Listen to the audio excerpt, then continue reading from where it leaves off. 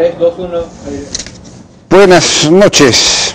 Y el mini escándalo del fin de semana fue la revelación por parte del programa Panorama de la carta del hermano del presidente de la República, Alexis Humala, a la Federación Rusa, a la Embajada de la Federación Rusa en el Perú, comunicándole su viaje y pidiéndole, solicitándole que le organice todas las citas y planteándola, por supuesto, planteando el viaje como un viaje pues de alto nivel, por encargo prácticamente del presidente electo en ese momento. El presidente del Consejo de Ministros tuvo unas declaraciones sobre esto y también sobre el tema del negacionismo. Adelante, por favor. Ningún pariente, ninguna persona llegada a ningún funcionario público, incluyendo el presidente de la República, tiene corona y tiene ninguna llegada a cuestiones vinculadas a contratos con el Estado. Aniversario de la captura de Abimael y sin duda hay movimientos radicales, filosenderistas. ¿Qué tiene que decir al respecto? Bueno, que estamos muy preocupados. La estrategia del gobierno está vinculada no solamente al cambio del marco legal que estamos promoviendo, como la ley de negacionismo, por ejemplo, sino también en otros frentes vinculados a potenciar a las tropas, potenciar a la policía, hacer trabajo de prevención en las universidades, en los colegios. Hemos planteado, por ejemplo, que los profesores, que los pseudo maestros que están vinculados a ideologías extremistas sean separados, que hayan sido condenados además por terrorismo, sean separados del magisterio. Estamos trabajando también en la posibilidad de dar más información a los jóvenes respecto a lo que fue el terrorismo en el Perú. Ya verán ustedes las novedades que tendremos sobre el particular y, por supuesto, la necesidad de adecuar el marco normativo punitivo penal en relación a las nuevas tendencias del terrorismo que están hoy día, como todos ustedes saben, utilizando grupos de fachada para poder ingresar y destruir la democracia en el Perú. ¿Cree usted considera usted que es un agravante el hecho de que en esta misiva del hermano del presidente de la República haya considerado el hecho de que estaría enviando una carta personal de quien era entonces el presidente electo? Mire, eso que lo analicen las entidades pertinentes. Hay una investigación en curso, eso se verá en su momento. El gobierno sobre este punto ya ha declarado lo necesario y suficiente, creemos, para poder deslindar cualquier tipo de responsabilidad.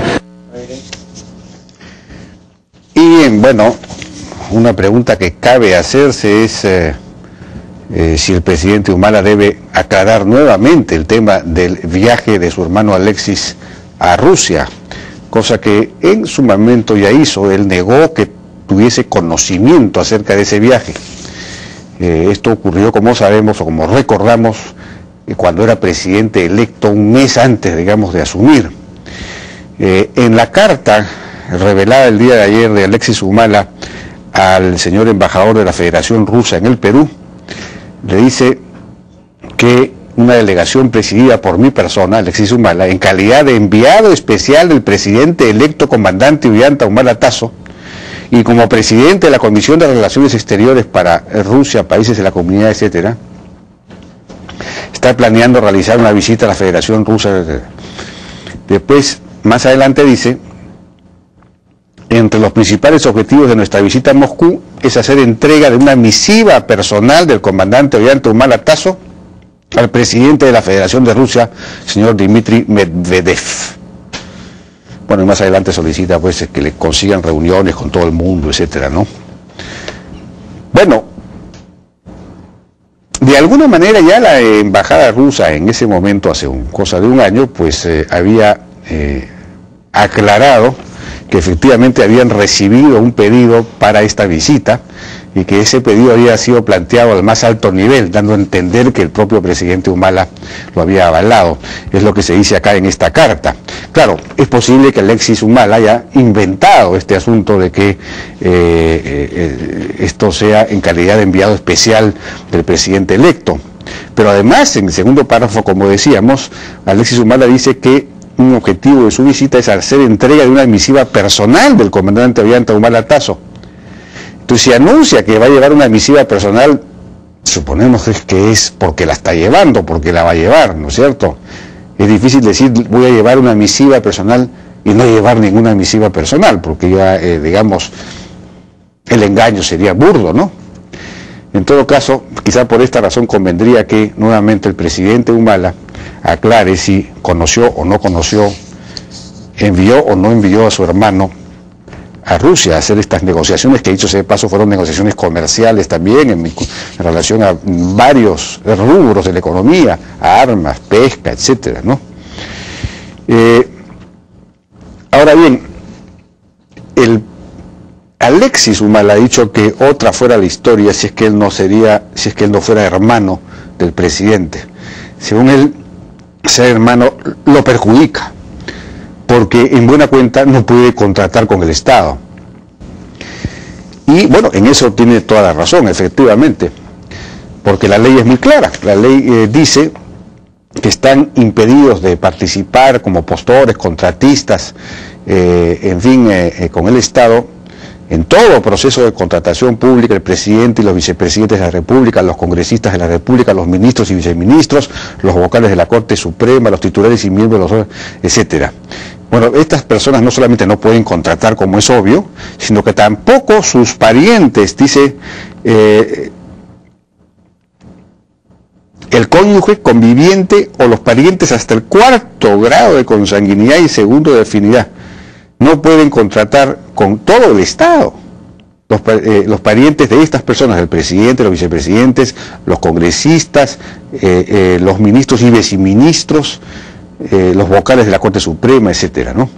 En otros casos, funcionarios, digamos, como gerentes, directores generales de los ministerios, sus parientes hasta el 4º grado de consanguinidad no pueden contratar con el ministerio, pero en estos casos con todo el Estado.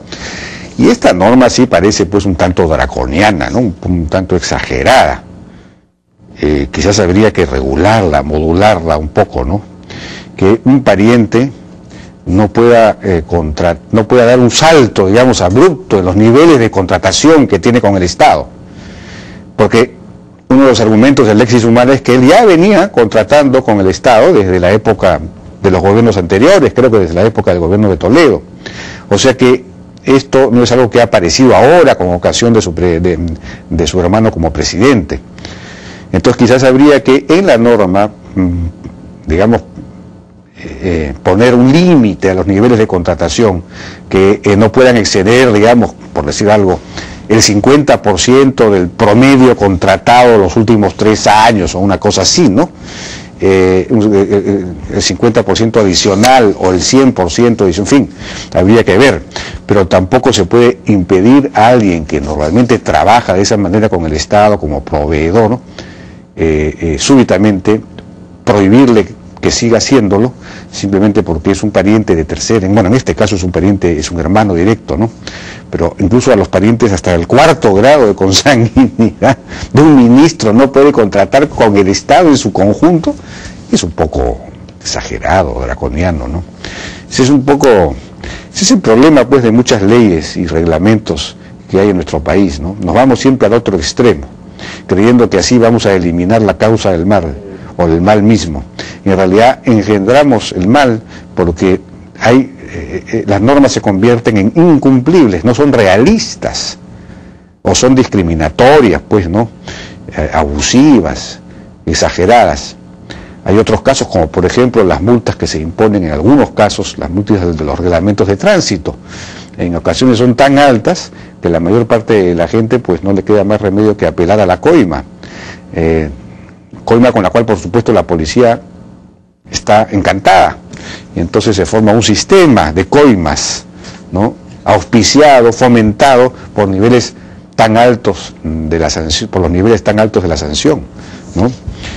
Bueno, y así podemos seguir enumerando otros temas, como por ejemplo las leyes laborales del régimen general de trabajo, de empleo, donde los niveles, digamos, de beneficios sociales son, digamos, los costos no salariales del trabajo son tan altos en comparación a otros países que no pueden ser abordados por la mayor parte de las pequeñas empresas, de las microempresas, de hecho prácticamente ninguna, y entonces estas empresas son obligadas a trabajar en la informalidad laboral y a dejar sin derechos en absoluto a sus trabajadores, es decir, por buscar el paraíso, lo único que conseguimos es el infierno, ¿no? Eso es lo que pasa. Bueno, un último comentario, esta vez respecto de la ministra de Educación, que se ha reunido con la dirigencia del SUTEP, luego de haber declarado ilegal la huelga del SUTEP. Fue declarada ilegal hace 3 o 4 días y sin embargo hoy día la ministra se reúne con la dirigencia del SUTEP. Claro, aparentemente se reunió para pedirles que levanten la huelga, pero los dirigentes de SUTEP han dicho que no la van a levantar si es que no se forma una comisión y la comisión no llega a acuerdos por los cuales se les pague pues todas las horas de preparación de clases no pagadas desde el año 91. En fin, unas reclamaciones por unos, digamos, aumentos en buena cuenta, por unos pagos, reclamaciones que no se hicieron en su momento y que ahora aparecen como una especie de gran avalancha sobre el Estado. 15.000, 20.000 millones de soles costaría esto, algo pues inaudito, ¿no?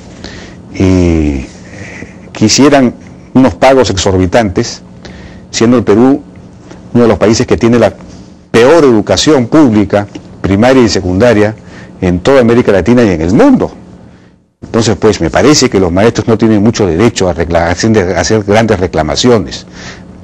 Está bien, lo que hay que hacer es aprobar la nueva ley, ya que se va a derogar la ley de carrera pública magisterial, aprobar la nueva ley que los incorpora a todos, y mediante esa incorporación hay un incremento de sueldo, que es a cambio de nada, porque no habrán pasado ninguna evaluación.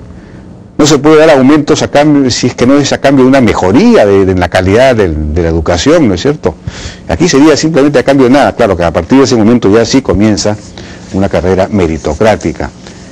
Los ascensos, los aumentos son a cambio de evaluaciones, de mejoras en el rendimiento.